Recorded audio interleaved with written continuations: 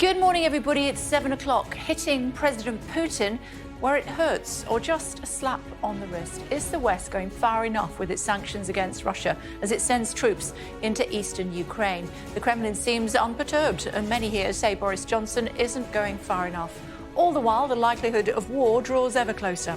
In a moment, joined by the Foreign Secretary Liz Truss, Labour's David Nabarro, the former Foreign Secretary Jack Straw, and Latvia's Deputy Prime Minister. It's Wednesday, the 23rd of February. On the brink, satellite imagery shows new military deployments near Ukraine's border.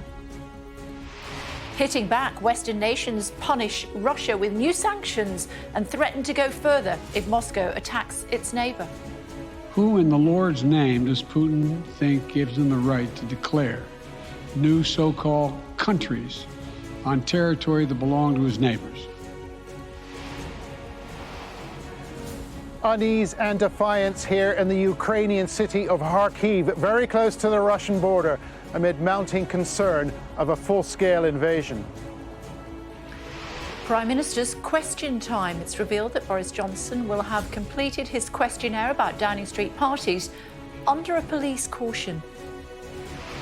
A wake-up call, a warning that 8 million operations could be cancelled or delayed each year due to a shortage of anaesthetists. Flood warning. Residents in villages in Worcestershire and Shropshire urged to leave their homes as water levels along the River Severn continue to rise.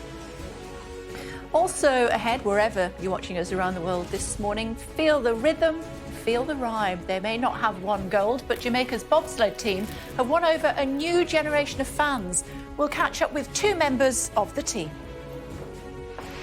Are you actually blind? Yes, I'm blind, so I don't have any sight at all, so I can't see anything. Can you see me? No. What? Yeah. What the heck? And shining a light on disability, speaking to the visually impaired activist, hoping to raise awareness amongst children.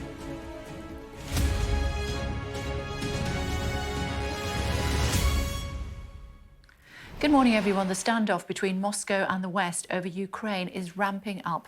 Britain, the EU and the US have slapped sanctions on Russian oligarchs and banks. In Moscow, Russian lawmakers have authorised Vladimir Putin to use military force outside his country. President Biden has called it the beginning of a Russian invasion of Ukraine and warned of more sanctions if the Kremlin goes further. Who in the Lord's name does Putin think gives him the right to declare new so-called countries on territory that belong to his neighbors?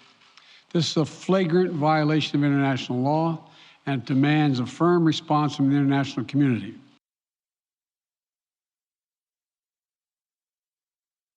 The past 24 hours reveals several new troop and equipment deployments near the border with Ukraine. The image shows a new field hospital has been added to a military garrison in western Russia. They also show more than 100 vehicles at a small airfield in southern Belarus bordering Ukraine. They've been released by private US company Maxar Technologies, which has been tracking the build-up of Russian forces for weeks. Well, John Sparks is in Ukraine's second largest city of Kharkiv, near the Russian border for us this morning. Morning to you. I'm sure there's significant anxiety where you are this morning. John, what are we making of those satellite images?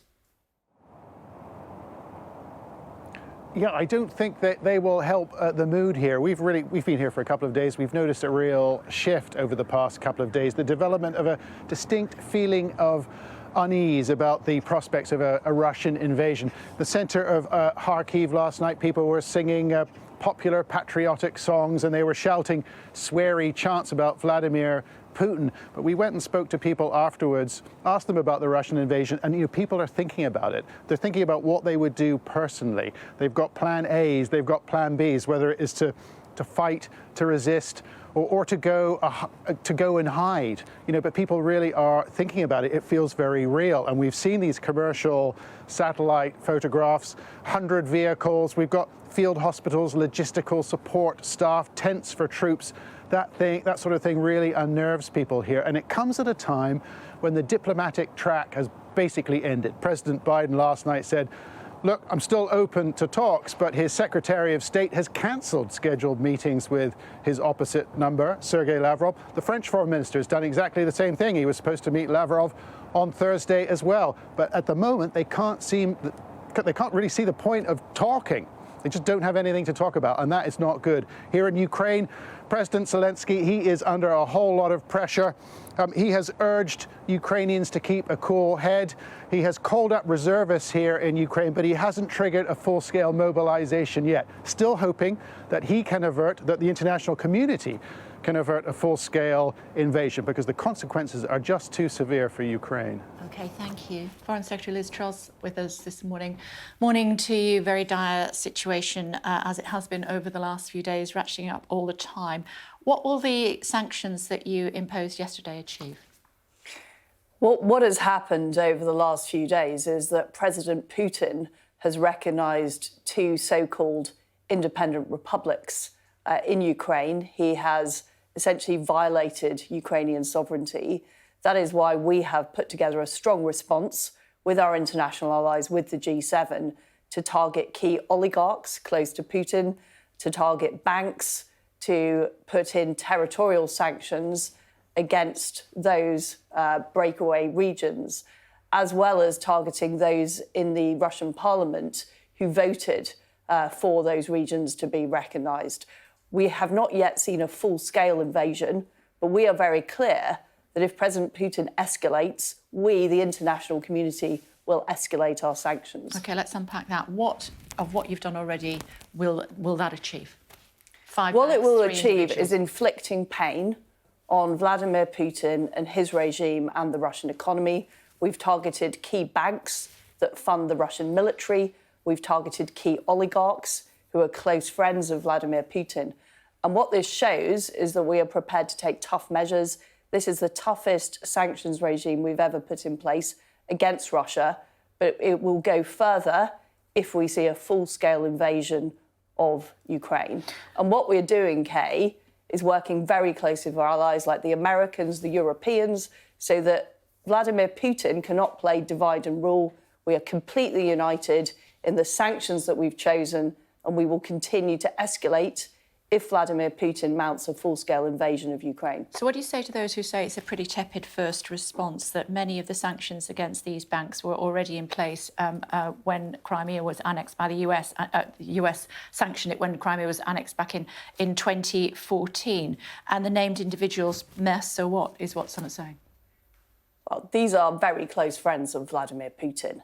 They are serious sanctions. We are only able to bring them in because of the new legislation that we have passed in the House of Commons. But we will go further. We've been very clear that we're going to limit Russian access to British markets. We're going to stop the Russian government raising sovereign debt in the United Kingdom. And we are very united with our allies in the way that these sanctions packages are working. It's very important that we stay aligned and that Vladimir Putin cannot try and divide the West. He has sought to create ambiguity, to divide the West and divide NATO, and he's not doing that. We are more united than ever in making sure that Vladimir Putin and the Russian regime experiences pain from these sanctions and ultimately loses in his attempt to turn the clock back to the 1990s, to deny the sovereignty of Ukraine and to subjugate Eastern Europe. You say that the British government is prepared to go much harder on Putin if he goes much further. I mean, this is a man who has sent death squads to kill people on British soil. This is a man that authorised shooting down MH17 over Ukrainian airspace. And this is a man that has now invaded sovereign territory. How much further does he need to go? Well, we have put the toughest package of sanctions on the Russian regime. We put them on within 24 hours of those so-called republics being recognised by Vladimir Putin. Our officials at the Foreign Office were working through the night to get that package ready. It is a very serious package. It targets key oligarchs. We're clear that sovereign debt will not be able to be raised by the Russian government. It targets key Russian banks that fund the military and fund the activities of the Russian government. But we are aligned with our international allies in saying that we will escalate the sanctions, that there will be even more tough sanctions on key oligarchs, on key organisations in Russia, limiting Russia's access to the financial markets if there is a full-scale invasion of Ukraine, which I'm afraid to say, Kay, we are very much expecting. It's important that we retain some sanctions in the locker to respond to a full-scale invasion of Ukraine, because we are doing all we can to deter Vladimir Putin, to inflict as much pain as we can on the Russian government, to make it clear to the people of Russia that their government is violating international law, is violating sovereignty, so that we need to keep those sanctions in the locker for that, I'm afraid, very likely event. Will any of those sanctions be against Tory donors? We are very clear that nothing is off the table in terms of who we're targeting, in terms of the access of Russia to British financial institutions. And we are maintaining our alliance with our international allies to make sure that we are targeting those key people who are backing and supporting Putin's regime. So you're not ruling out sanctions? I don't rule out anything. OK. The Tory party has received something like £2 million in Russian-linked cash since the Prime Minister took office. Should that money be given back? All of donations to the Conservative Party are from people on the electoral register in Britain. Those donations are properly declared. What we're talking about here, Kay, is people, the oligarchs that we're targeting in today's sanctions. Those are people closely linked to Vladimir Putin's regime. Now, there are many people who have moved to Russia from Britain who are not necessarily friends of Vladimir Putin and who have become British citizens. That is a completely different matter from people who are close to Vladimir Putin, who are backing his appalling regime. So is that a no, the £1.93 million that Boris Johnson's government's received since 2019? You're going to keep it? Well, as I've said, all of those donations are properly declared. OK, so that's a yes. Can you just clarify for me, because I was a bit confused yesterday about Roman Abramovich. Has he previously been sanctioned or not? Because the PM said he had in the House. No, he hasn't been previously sanctioned.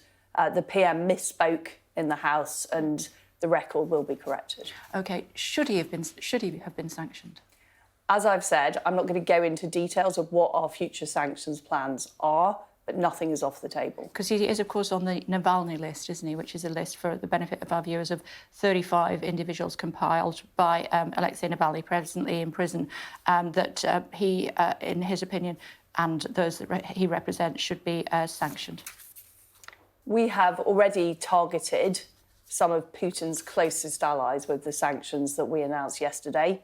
I'm not going to go into details of who is on our list for future sanctions, but viewers can be assured that we have more individuals that we will target in the event of a full-scale invasion of Ukraine, and we'll be targeting them in conjunction with our international allies, like the Europeans and like the United States, to make sure that these people can't travel, that their assets are frozen, and that they will have nowhere to hide. And that is the message we are sending to Vladimir Putin and his regime, is that we will inflict even more pain in the event of a full incursion into Ukraine, and we will not let Vladimir Putin win. What constitutes a full invasion? Well, it constitutes troops crossing the border. They have already. Well, that is frankly ambiguous at this stage, Kay. We've heard. So we acknowledge now that it's ambiguous, those two regions. We've heard from Putin himself that he is sending in troops. We don't yet have the full evidence that has taken place. What we are expecting, and this has been confirmed by the Americans as well as by the United Kingdom, is a full-scale invasion, including potentially of Kiev. But we continue to consult with our allies. So you'd have to move on Vladimir Kiev. Putin constantly tries to use disinformation. He tries to use false flags. He tries to create ambiguity. And what I'm saying is we will not allow that to happen. We will remain united with our allies. We are constantly watching the intelligence. We're working with each other. Understood. And we will respond very swiftly and severely in the event of that full incursion. But does it have to be a move on Kiev in order for you to introduce more sanctions? No, it doesn't. OK. No, so it doesn't. what does it have to be? Well, it has to be what we would describe as a full-scale invasion, but that could be on other parts of Ukraine. Regrettably, The Russian forces are encircling Ukraine, so we don't know exactly where that would happen, but we will know it when we see it, and we will react immediately. Do you, from your intelligence, do you expect him to try to do that? We do. We think it's highly likely that he will follow through on his plan for a full-scale invasion of Ukraine. And as far as Kiev is concerned, he's moving on Kiev? We think it's highly likely that that is in his plans. This is one of the reasons, Kay, that we have advised British citizens to get out whilst commercial flights are still available, because the situation is extremely concerning. We're doing all we can to support the Ukrainian government. We've supplied defensive weapons. We're supplying economic support. We're working very closely. I'm in regular touch with the Ukrainian foreign minister to provide all the support we can. We are very concerned about the situation on the ground. I was reading a description about President Putin overnight, describing him as cruel, autocratic, intolerant and a bully. How would you describe him? Well, I think the description that you've read out is entirely fair comment. This is somebody who has acted with impunity, has invaded sovereign states, is now seeking to completely undermine the legitimately elected government of Ukraine, and he must be stopped. What I can say is, working with our allies, we are determined that his ambitions should end here.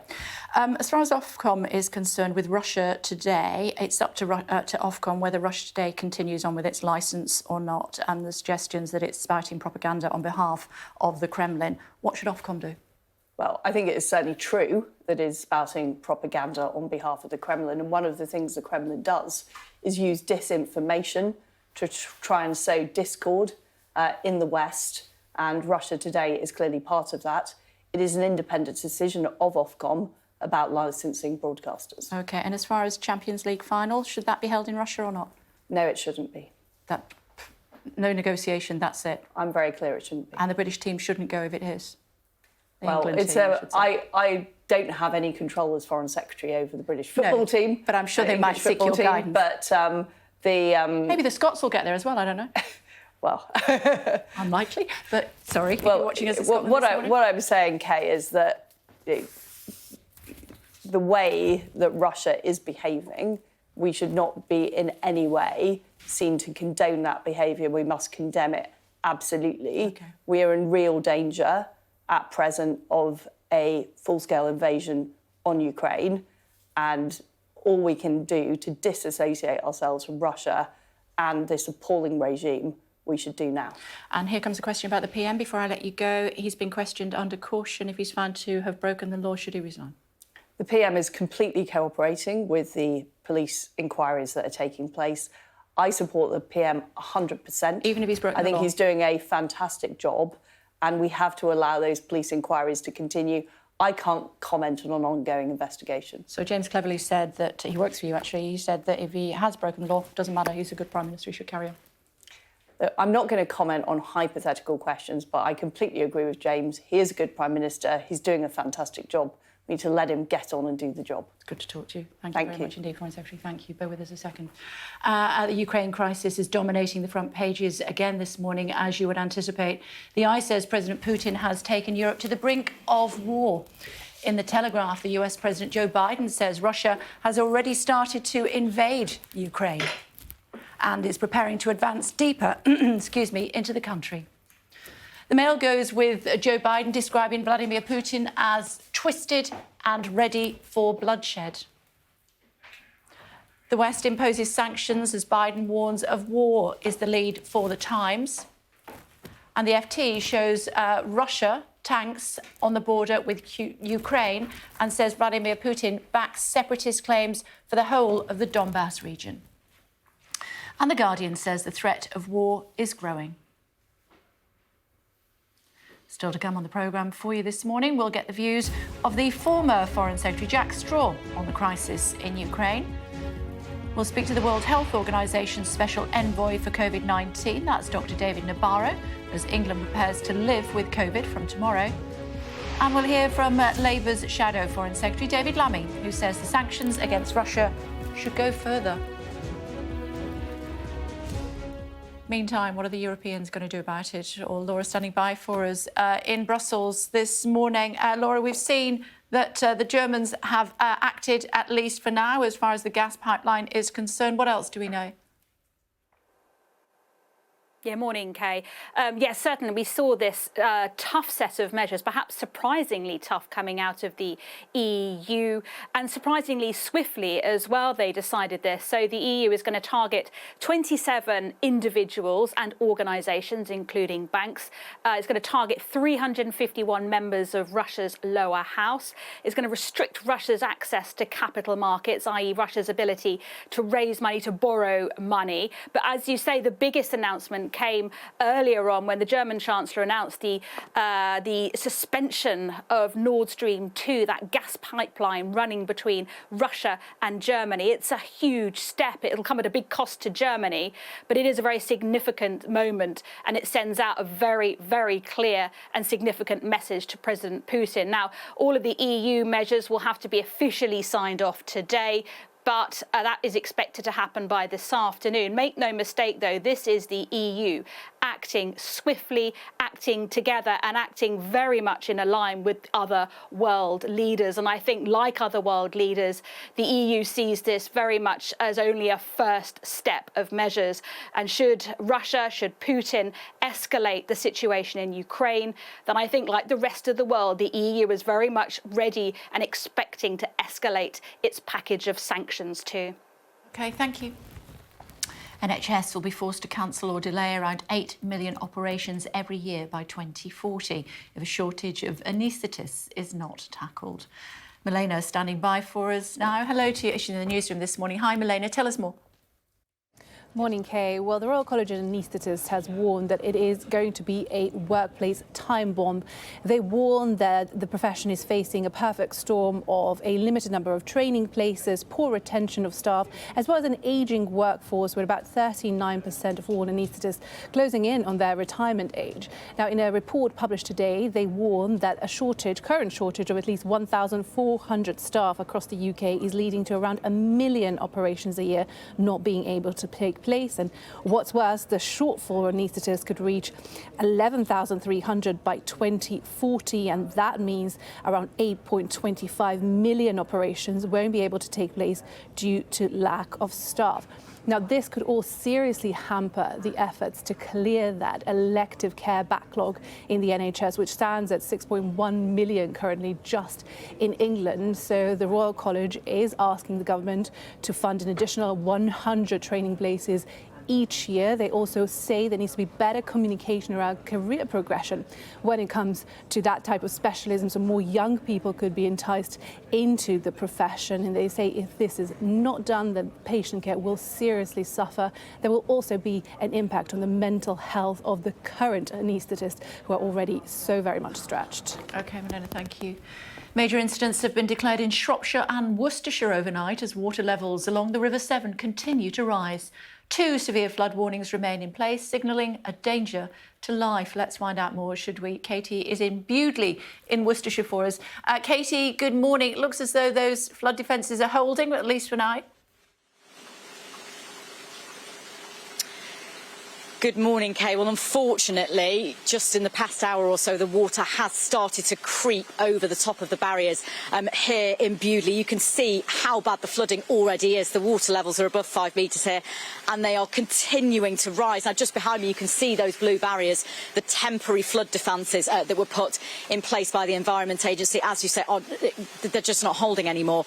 Now, people were told to evacuate here last night when the water levels were already very high, and we understand that most people have done so, although we've seen someone just in the property behind us this morning still trying to bail out the water with buckets. But people around here, they're pretty angry. You know, they are well used to flooding in these areas, but they've told they're not going to get permanent barriers here until at least 2024. But this is the second serious flood they've had now within 2 years, and they feel like they're just pretty much being ignored by the government. Now, in the past few days after Storm Franklin, we've seen serious flooding, not just here along the River Severn, but also in other parts of the country, in places in Yorkshire, in the northwest as well. And there is a second severe flood warning in place still today, about 20 miles up the River Severn, in Ironbridge, where there is also a danger to life. But unfortunately, this is not the last of the extreme weather. There are yellow wind warnings in place across the northeast, Cumbria and Scotland, as well as warnings of heavy snow across Scotland and Northern Ireland today. So unfortunately, damage like this probably isn't the last that we're going to see. OK, thanks, Katie. Also making news for you this morning, an armed man who held people hostage for several hours at an Apple store in Amsterdam has been detained by the police. Several people managed to escape during the siege, and a hostage was freed following the suspect's arrest.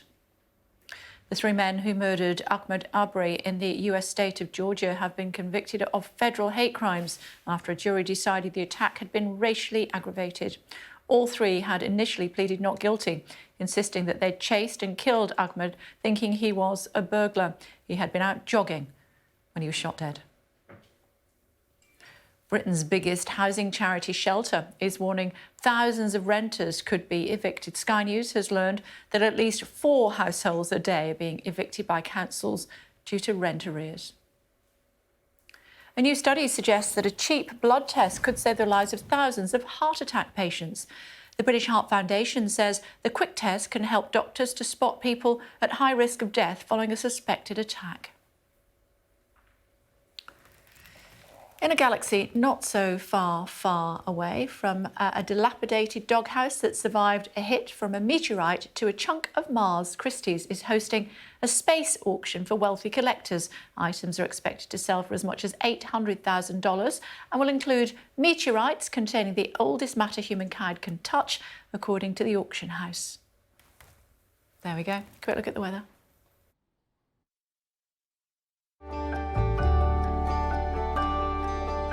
Look forward to brighter skies. The weather, sponsored by Qatar Airways. Strong winds will take rain south today, with wintry showers following, but southern Britain will be mainly fine. Most places will start dry if windy, but the far northwest will see rain, hill snow and coastal gales. The weather, sponsored by Qatar Airways.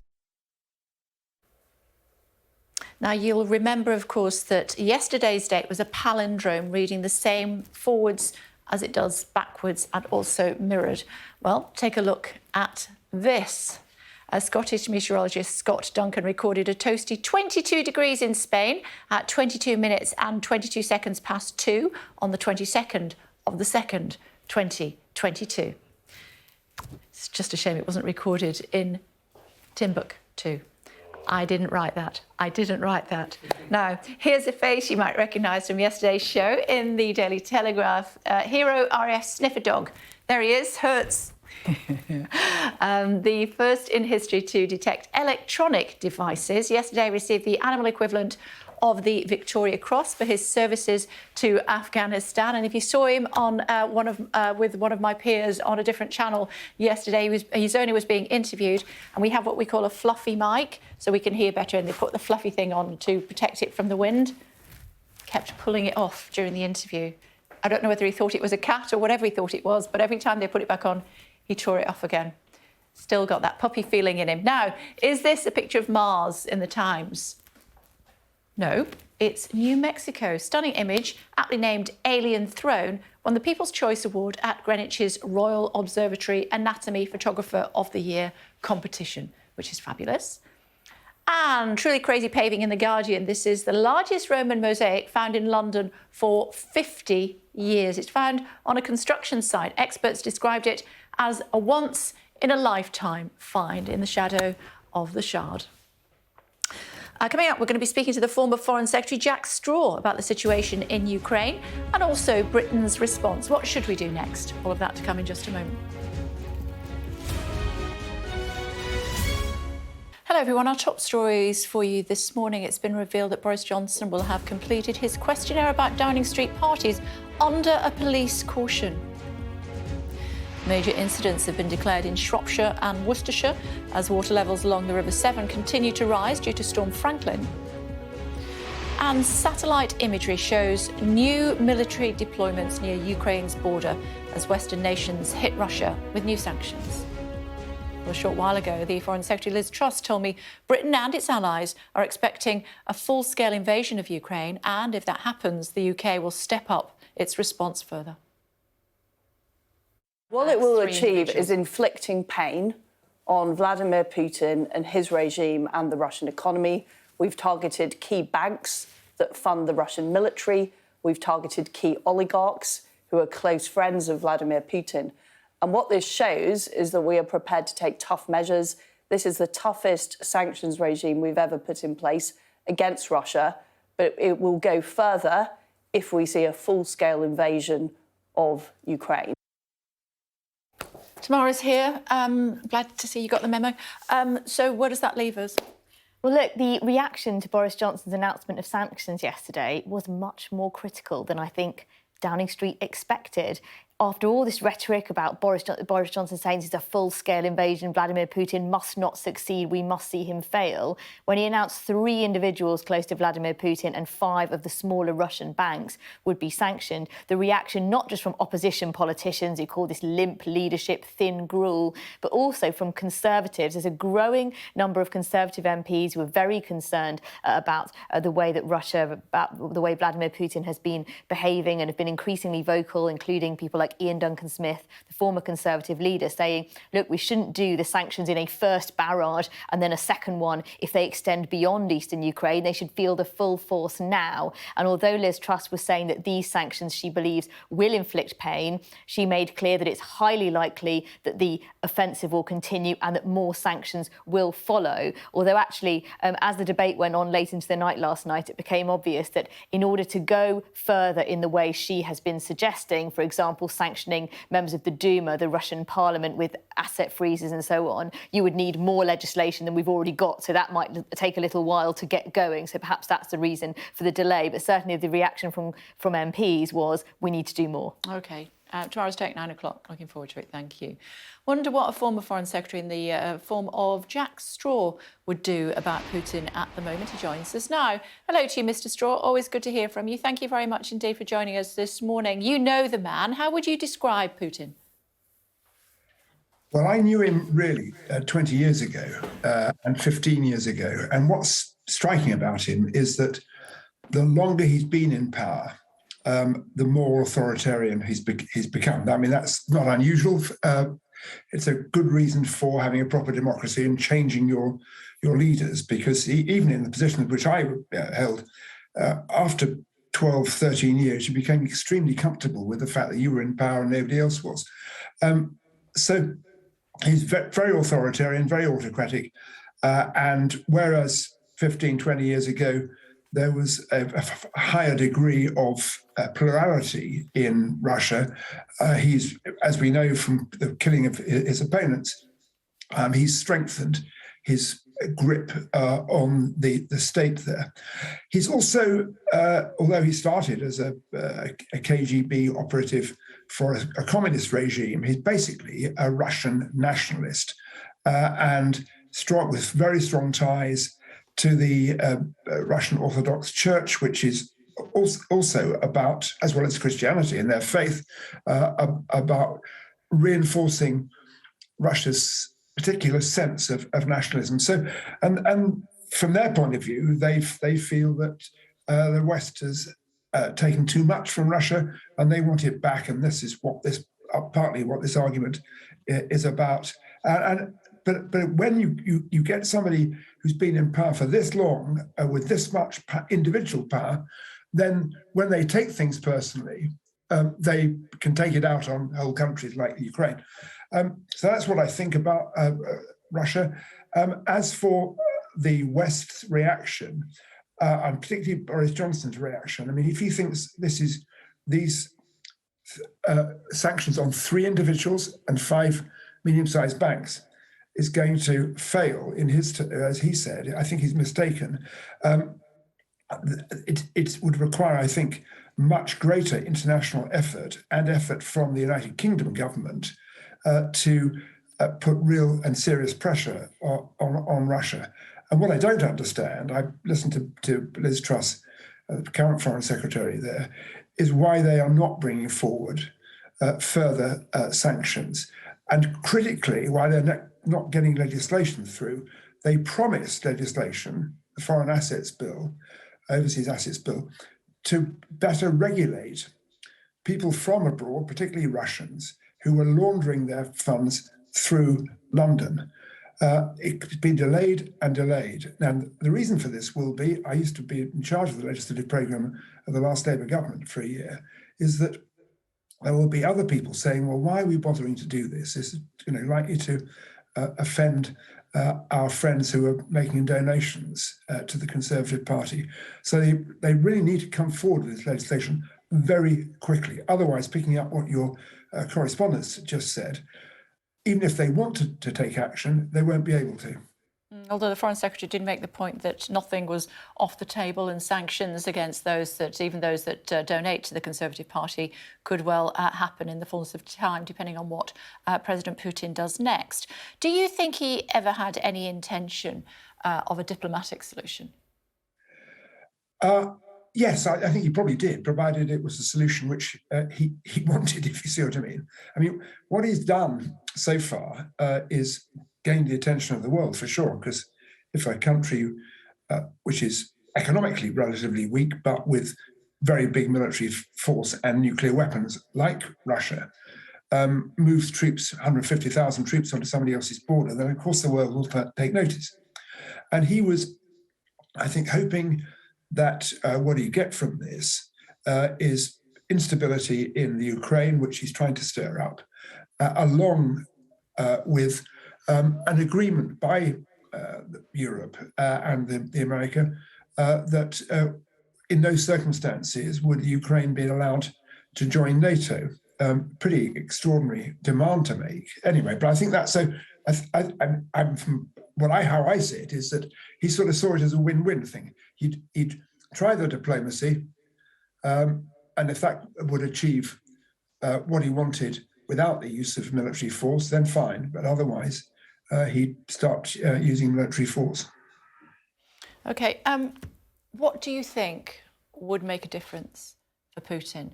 He's, he wanted attention. He's certainly got the world's attention now. What more does he actually want? And he wants Ukraine. I mean, there's, if you're a Russian nationalist, the Ukraine was part of the Russian Empire. I mean, this was the Tsarist Russian Empire. But Putin's history lesson was really very, very defective. But I think he's in such an literally, psychologically isolated position.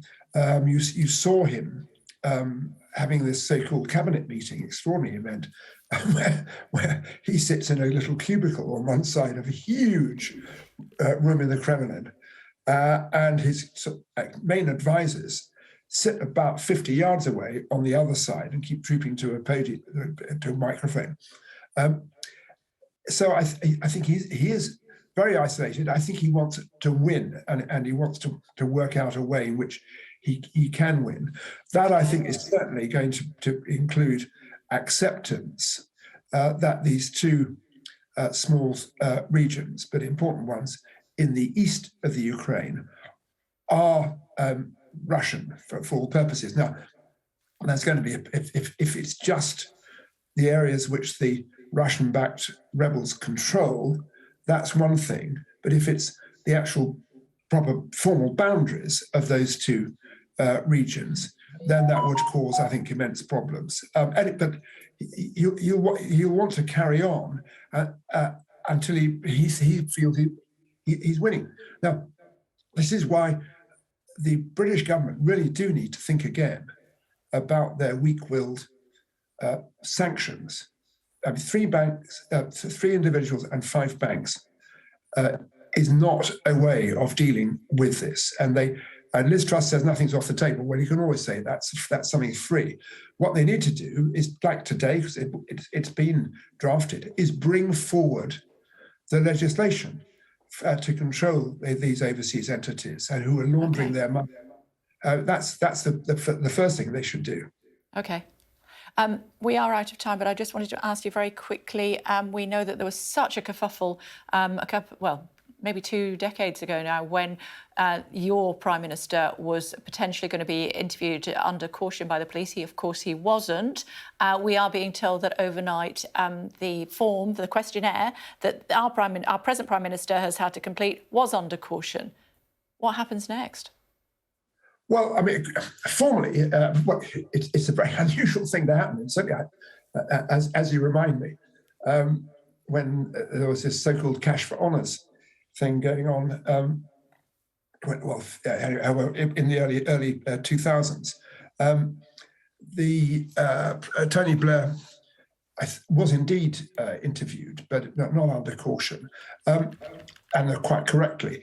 Cautions are police are required to caution people where there is a possibility that they may incriminate themselves, which could be used against them in a criminal proceedings.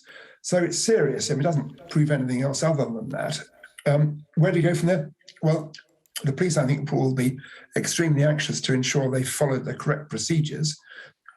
So they've now interviewed or got him to complete a questionnaire under caution. I think it heightens the possibility that Mr. Johnson will receive one of these fixed penalties. But who knows? It's quite a big problem, big decision for the poor policemen who are having to decide. Yeah, or indeed woman. It's good to talk to you, as always, Mr. Straw. Sorry, yes, you're absolutely right. Thank you. Thanks a lot. Going to be speaking to the World Health Organization's special envoy for COVID-19 as England prepares to live with COVID. That's next.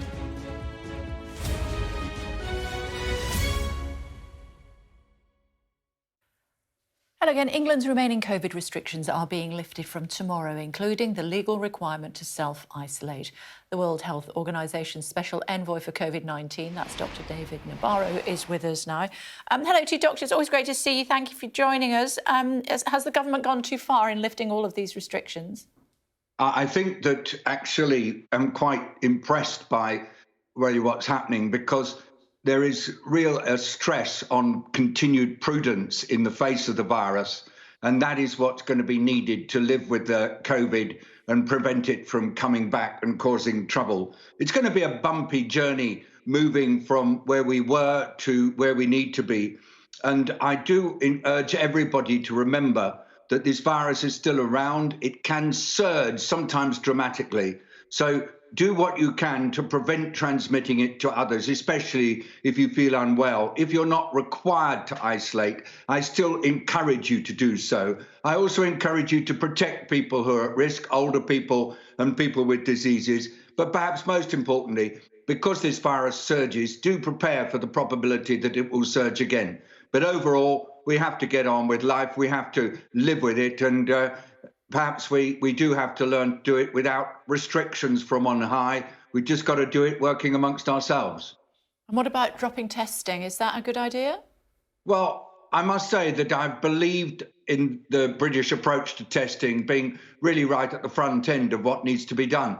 I mean, I know people who've had lateral flow tests and been able to check their COVID status before they go to work every day.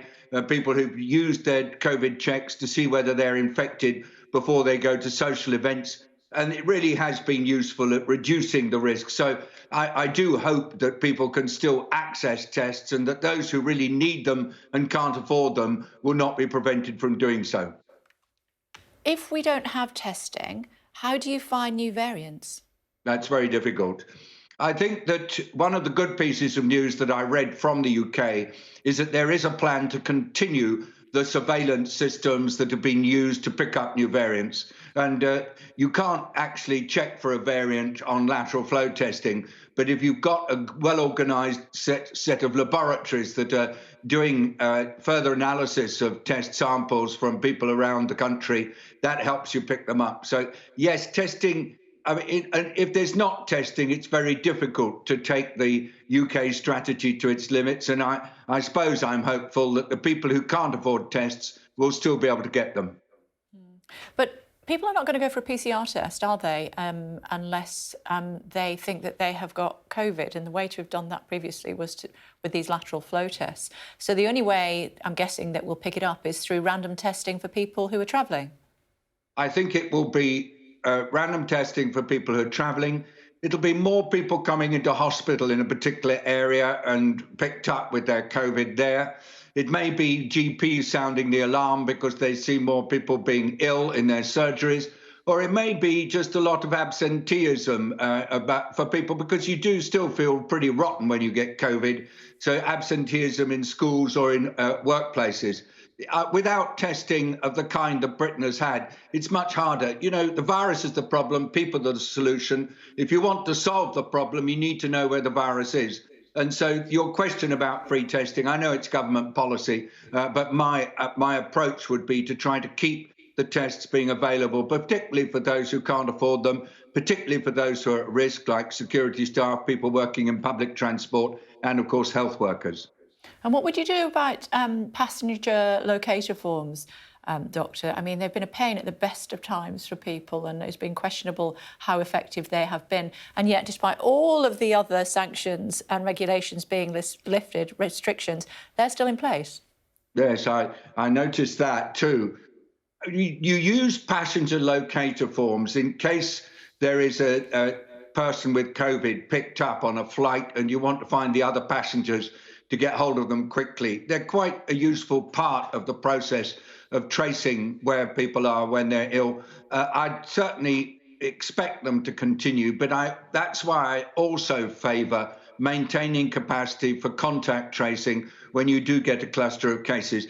As a disease outbreak drops and the numbers of cases reduce, so it becomes more and more important to be able to do the detective work, so that if you are getting some cases appearing, you can quickly pinpoint where they're coming from. So these kinds of things, like passenger locator forms or contact tracing systems, are particularly useful in the downward slope of an outbreak curve. Sorry for being technical.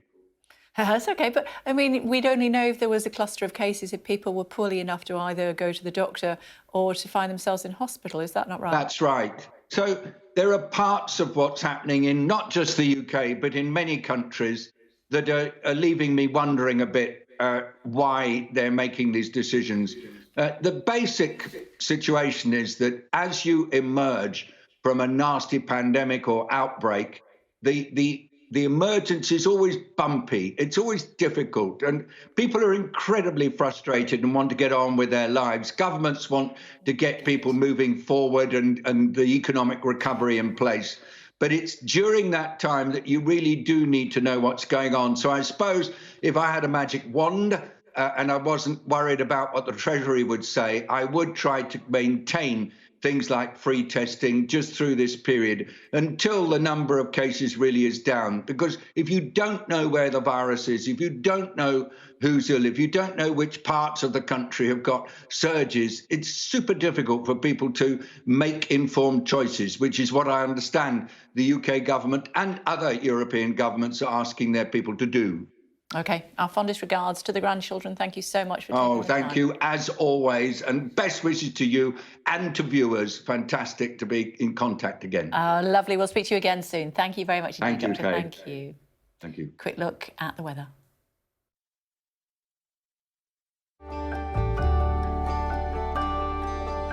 Look forward to brighter skies. The weather, sponsored by Qatar Airways. Strong winds will take rain south today with wintry showers following, but southern Britain will be mainly fine. Most places will start dry if windy, but the far northwest will see rain, hill snow and coastal gales. It's going to be chilly with a patchy frost in the calmer south and east. The weather, sponsored by Qatar Airways. Still to come on the programme for you this morning, more on the unfolding crisis in Ukraine. We'll speak to Labour's shadow Foreign Secretary, who will be joining us in just a moment or two. That off the back of what we've heard from the present Foreign Secretary, who says sanctions are in place, economic sanctions have been put in place. They were criticised by quite a few people yesterday from both sides of the House. Liz Truss said it's just our first step. wait and see what happens next. But she did go on to say that as far as the British government is concerned, they are fearing and expecting a full-scale invasion of Ukraine, which includes Kiev. What does David Lammy think about that? We'll have more in just a moment here on Sky.